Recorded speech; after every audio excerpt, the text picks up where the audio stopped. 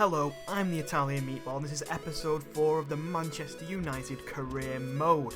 And last episode, we kind of got back on form against Preston North End, QPR and Leicester City.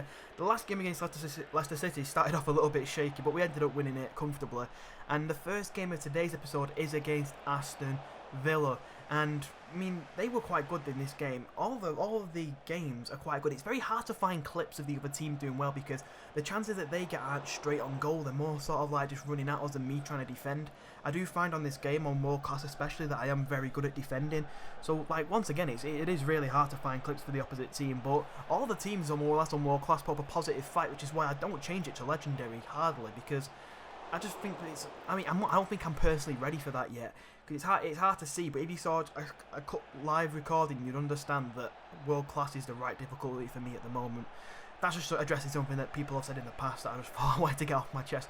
But anyway, up against Aston Villa here, and in the first 30 minutes of the game, we don't really get anything going at all. Until here we see Ashley Young break through and go on goal and get saved and put wide. And we get a corner here with Juan Mata, who crosses it in straight into the head of Benedict Howardess. And Howardess heads it in, making it 1-0. He is our vice-captain, I think. I'm not sure. I haven't really figured out a vice-captain, just because it normally does it by default, and he is a leader of men, one of his traits, so he doesn't automatically, as soon as Rooney gets taken off, Howardess gets vice-captaincy. So I guess he's my vice-captain. But anyway, he comes up with a good, scores a goal for us, making it 1-0 in a very tough game. And yeah, Ander Herrera gets it off here, and gets it near the halfway line, doesn't really do anything with it, but it just falls through to Mata to make it 2-0. Like, that is the epitome of a lucky goal. Like, I don't even they're the kind of goals that when the opposition score them against me, I get really pissy, like really annoyed. So yeah, I couldn't imagine what it would be like to concede one of them. But once again, we're going through one goal here, nearly making it 3-0 before the half-time, but Aston Villa with some good defending, to say the least. And yeah, so we decided to make a substitution. I bring on ANNIHILATION, as I haven't been getting a lot of game time, and I think this is a Capital One Cup game, so I do decide to let him have a go. I think it's I'm not even sure, you know. But regardless, I'll let him have a go on, and I think that's Daley Blint there that breaks through and scores the goal. I'm going to wait to see if I need to be corrected. No, Daley Blint. I was right. That was a wait and a half. But yeah, Daley Blint breaks through it. I always record a few episodes ahead, which is maybe why I don't get your feedback straight away. As of now, I've just uploaded the second episode, so that gives you some sort of time frame to where I'm at. But Daley Blint has been doing fantastic for me at the moment, progressing on through this career mode, been getting a few goals, been very good defensively. I think I did say on one of the first episodes that I just love players who can defend but can also attack really well, and I think that was Radamel Falcao there that hit the post. Very unlucky. Just like in real life, he's been playing well but just not been getting the goals. Well, I don't know in real life necessarily if he was playing well, but you know, he struggled to find goals. But anyway, that's the end of that game. Juan Mata gets the man of the match. And overall, it was quite a good game for everyone involved. And I think it puts us in a very strong position. You can see there, as I quickly scroll past it, that Rooney and Depay are doing well on the top goal scorers list in the Premier League, and that is only going to improve. I can tell you that from now. Like I said, with recording in the future as well, Rooney does get into a lot better form. I saw a comment that said that I should possibly sell Rooney, and I mean, first few episodes I was adamant to sell him myself, but seeing how he is come across now, I don't think I'll ever be selling him. He's a great player, and I've adapted my style to his, and I think that's crucial in some career modes. You just need to learn to adapt your style. But anyway, we come up against West Ham here, and we have a shot on goal, and Jääskeläinen saves it. I don't know why they're playing Jääskeläinen in there. I would have preferred Adrian myself as West Ham manager, but I mean, interesting decision. He might not even be at the club anymore. I don't know. But the ball goes through to Fellaini, and Fellaini whacks it in the corner. I think it was in the corner. I just say the corner for the sake of it now. But Fellaini, no, it wasn't even in the corner. But Fellaini getting the goal there, which is great. And yeah, that puts us 1-0 ahead. And Smalling, he's playing right back at this game. Goes on the run of a lifetime. Remember, he's not meant to be a right back. He's a centre back at heart. And he goes on a tremendous run. Better than anything Klein has done for us. And yeah, gets a goal, and it makes me want to play Smalling at centre back more often. Smalling has come into his own at Man United recently in real life and on my career mode. I think he put him my second best centre back at the moment. And then I think Di Maria dribbles it into the box, crosses it to Rooney, and that's 34th minute, 3-0 against West Ham United. We are dominating them at the moment.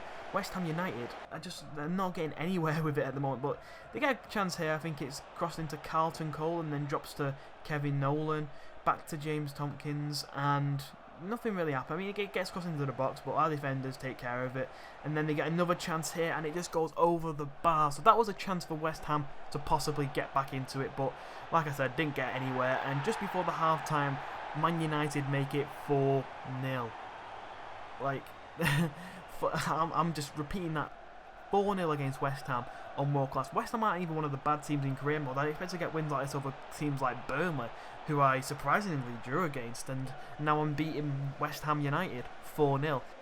This episode is literally the epitome of dominance at the moment, and we go in here nearly making it 5-0 as well. Like, Jesus Christ, Man United are doing a load on West Ham United at the moment, and once again possibly 5-0 again, and it does go in. I'm not going to try and sugarcoat it, cheesy deflection to get it 5-0, but regardless, 5-0 over West Ham United, I'm just going to keep saying it because it's amazing. 5-0. The Italian meatball 5-0. This is the guy who in his first career mode with Manchester City on FIFA 15 got sacked. I mean, I have the likes of Yaya Toure and Aguero and company on that career mode, and I'm beating West Ham 5-0. Maybe I have to go back on my earlier statement and say that legendary is the one for me. And anyway, end of the game here, Di Maria gets man of the match, and I'm going to show you a little cheeky squad report here, and get these at the end of every month, so I will update you. And you see the likes of Di Maria and Mata progressing well, Van Persie, Depay progressing well, Carrick does take a little bit of a hit, and everyone else is staying around the same ratings. I mean, a few low-league players progressing as well, as like Hernandez, Wilson, Pereira, and yeah, so that's the squad report, and we come up against West Brom here in the last game of the episode, and they put up a little bit more of a fight than Aston Villa or West Ham did. I will spell that for you now, but as you can see, we are playing Van Persie today up front because I don't feel like he's been getting much game time with us at the moment. He gets outshone by Rooney and Falcao, but we decided to give him a go, and I've realised while we're playing with him, he's got great dribbling stats, and I put those to good use in the box, and I get a goal of him straight away. I think it might have been the 10th minute, I'm not quite sure, but yeah, I rock it straight past Ben Foster, I think it was, in net. And yeah, I'm surprised myself at that one. And West Brom come back at us here trying to equalise, and it doesn't really go anywhere as Shaw gets the ball and puts it clear, but Yusuf Malumbu passes it in to Brown Adeye, and it just falls to Chris Brunt. Poor passing by my back line. I mean, this is just, you can see that a goal is about to come with the shocking play that we've been playing. And once again, our defence messing up there again, and I think it's Chris Smalling who takes down Craig Gardner, maybe? I'm not really sure, I can't tell by his face. But I don't even think that was a penalty, personally. But regardless, Sessegnon takes it, chips it straight down the middle, the cocky cunt, and puts it straight past David De Gea to equalise the game, making it 1-1, making this game a tougher game than the past two have been. You know, I think it was 3-0 and 5-0. And so yeah, it was nice to have a little bit of a challenge. I'm not I don't want to get too cocky and ahead of myself. But Luke Shaw running through on goal, giving Chris Smalling a run for his money. And yeah, Luke Shaw, what a lad, getting a goal, making it 2-1. I think 10 minutes after they got theirs. And yeah, Luke Shaw, brilliant left back. Can't say much more. He shouldn't really be scoring, but he is. And anyway, Rooney on the outside of the box here with the ball, hits it and it gets saved. Di Maria running down the wing here, just looking for that extra goal. We need a nice safety net of a cushion, and Depay trying to offer it here, and it does fall to Wayne Rooney, who gets the headed goal. And this is the point that I've been trying to make, that Rooney has been progressing so much, and he's getting goal after goal after goal, and his tally will eventually come to double that of the second place. Like, that's how many goals Rooney has been scoring this season. And I think Champions League football is secured at this point. I don't want to get too ahead of myself, but I think we really should be just looking at winning the Premier League at the moment. Is Di Maria going through here, making it 4-1. Once when this game was, you know, could swing either way, we've just dominated and made it ours, 4-1. But they come here and they try and salvage something. Chris Brunt going forward, passing it back to Pocognolo, back to Chris Brunt, back to Callum McManaman, but it's a good save by David De Gea to keep it out.